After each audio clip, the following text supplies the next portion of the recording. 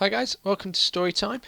We've got an absolutely fantastic story this week from Formaldehyde on the Wildstar Roleplay forums called Cordyceps. So Formaldehyde sent me two stories in, one of which is a longer story which I've got in reserve now, and at some point I will be reading out for you because it is absolutely fantastic. Both of the stories Formaldehyde sent me are brilliant. So we're going to start with Cordyceps. As you can see by this video, I'm doing it more of a podcast style this week, because I don't really have any video footage I can match to this story, and I figured, well, we'll just read out the story, and that way you guys can listen to it without watching it, and we'll see how that goes. Just trying a slightly different style. So, here we go then. So the story is Cordyceps by Formaldehyde. There was a hole in his guts. He couldn't remember how it had happened, but something had pierced through his shirt and into his main vitalis tank, like a spear thrust or a bullet blast. The organs inside were still okay, he felt, but thick vitalis fluid poured out of him and down his midsection and legs, pooling between his feet like a slow river of cold cough syrup. He had tried to scoop up whatever he could catch sluicing down his front with his hands, trying to push it back inside the ragged hole between shallow breaths, but he could not contain it. It just spilled out between his fingers. He groaned. Before he could staunch the bleeding any further, Formaldehyde's tank slowly emptied. Empty. Empty like a hollow shell. He lurched violently to the side, panting heavily, clenching his fists. He muttered in delirium for a few more moments, and then gradually faded out, sinking into the sweet lullaby pang of impending hunger. He experienced brief darkness for a time. It wasn't long, more like a quick nap in the middle of a warm afternoon. Then, his lover Yasti Silverbush, a young orange scientist specialising in mosses and lichen, that had once told him about a strain of fungi native to Arborea and many other habitable planets, something called Arborete Cordyceps. It was parasitic in nature, infecting a host arthropod and manipulating the creature's motor functions in order to complete its reproductive cycle. Similar to the squig, he had said in understanding. She had hummed, non-committally at that, unconvinced. Yeah, I guess, but what is it? They're only the same on the surface. The squig eat your brains and you're dead within an hour. But creatures infected with Arborete Cordyceps, she had given him a cute little orange smile at that. They're still alive for a long time, still conscious, but they're just along for the ride now, until it's time to die. Formaldehyde awoke. He was crouched on the floor of his bedroom in the dark. The nearby lamp seemed to be smashed, the room was ransacked from top to bottom, and his hands and arms stung, crushed broken glass stuck between his fingers and his nails. He felt burning hunger and unbridled bloodlust like a heat from within himself, but it felt disconnected somehow, disjointed, like feeling the warmth of a campfire while standing several yards away. He could think clearly, quite well actually, despite the sense of hunger and the pain. He was merely confused. He couldn't remember how he had gotten over here, and the grey vitalis that had spilled out earlier, a darkness ago, was already almost dry on his clothes and skin. None of this made any sense, but he rose suddenly, swaying on his feet as if the act of standing and waking were unfamiliar to him. His arms swung about with him like hanging meat, the usual dexterity in his limbs all but gone. Oh no. No. Coldness gripped his already dead heart, and yet Formaldehyde growled like an animal on the hunt. He could not move his body, it had moved entirely by itself. That growl had not been his. Those hands hooked into talons were not the result of his brain's own issued commands. He was but an armless, legless pilot locked out of his own body's control by an overzealous, malevolent autopilot. The moan that slipped out between his lips he had heard 1,000 times before. In Everstar Grove, in Grimhold, upon the planet Grismara, many years ago. No, Formaldehyde wailed inside himself, but his vocal cords were silent. It seemed to echo within his own mind without an exit. No alchemist or reaper ever knew what it was like inside the mind of a contagion sufferer, for no Mordesh had ever fallen into the abyss of the ravenous state and ever recovered to tell the tale. But it had been easier to hope and believe that their fallen brothers and sisters had been lost to oblivion when the contagion took hold, so they would not have to second-guess themselves when the time came to mow their fellow Mordesh down. They were wretches.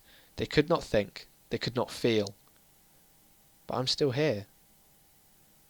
I'm still here. How many ravenous had he himself personally slaughtered? I'm not a monster. I can still think. I just can't move.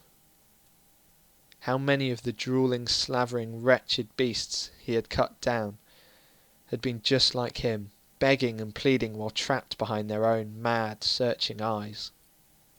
He detected the jingle of keys from the first floor of his house, and he heard the front door open. Formaldehyde's body seemed to pick up on it too, and he clumsily started down the stairs. Chipped claws leaving slight furrows in the wallpaper as he dragged a hand along behind himself. The obvious occurred to him very quickly. Gods! Yasti! Wait! No! Stop! Perhaps the contagion was way closer to Yasti's Cordyceps than anyone had chanced to realise, and somehow, in some strange fashion, one of Formaldehyde's frenzied shrieks translated into electrical impulses that made its way up to his throat. Yasti! He slurred in a low, gravel tone, teeth glinting and tongue lolling out of his mouth like a putrid purple slug. She heard him call for her from the stairs. There was a rustle of paper grocery bags seemingly coming from the kitchen. Oh, hey, Meldy. Sorry I'm so late. Things started to get crazy at the academy. But I'm back now. Are you hungry? You want stir-fry? His body rocked, his head drunkenly about, and he could now see her long white tail sticking out of the threshold of his kitchen, waving back and forth playfully as she put things away. He could feel his own hunger in the same way that a man could watch an avalanche approach. Overwhelming, irresistible, and final. His open mouth quirked up into a famished grin, absolutely deaf to the screams of the voice within. It was contagion. It needed one thing only: to feed, and feed until the rot it carried could be passed on to a new body, the reproductive cycle complete. Stop. No. Gods of fickle fortune, please. Take me and whoever else, but spare her. Spare her! She needed to realise something was wrong right now. He had been over this many times before. What signs to watch out for. What not to do. Like hesitate. And where the precious syringes of Mortalis were stored.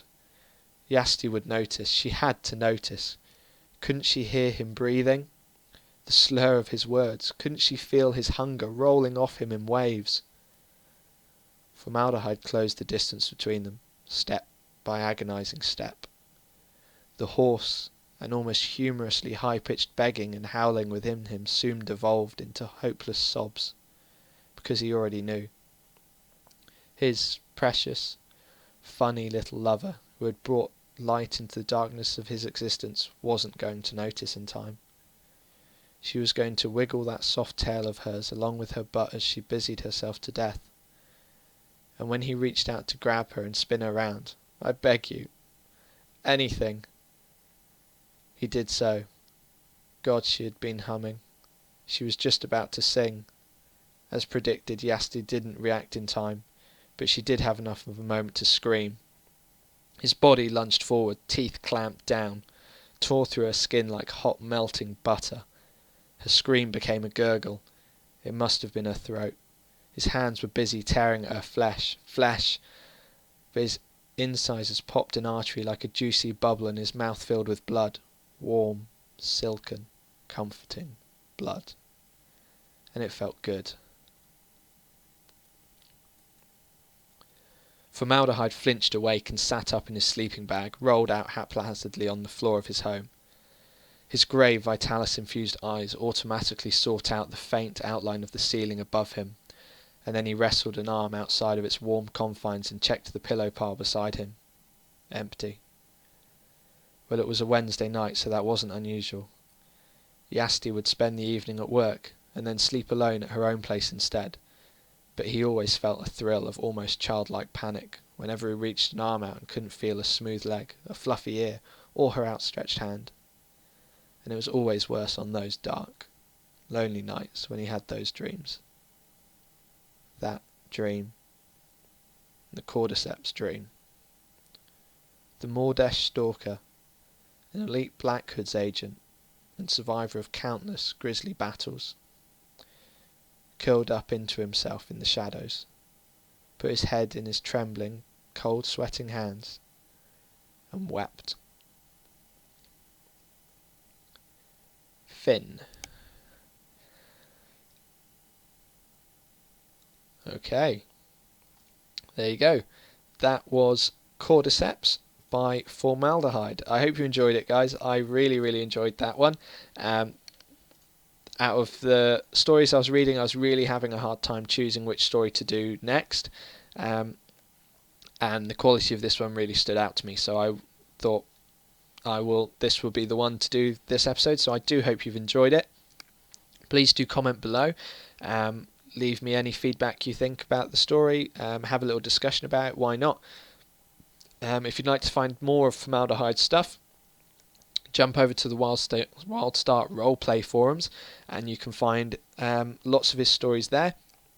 Also, if you find my post, which is just StoryTime on the forums, then you can check out a couple of his stories on there, including this one, and you can read it for yourself, because let's spread a little bit of love for our creative geniuses out there who are writing these fantastic stories and that I'm getting to read out to you. So do go and check them out, guys. They're really worth a listen and a read. If you have enjoyed this video, please do like it. It helps me out an absolutely huge amount, and it helps other people find my videos. As well as that, subscribe and keep up to date with all the story times. I'll be doing one every week, aimed to be out on a Tuesday, so I will be doing these every week while we've got stories coming in. So if you have a story that you'd like me to read out, get it in.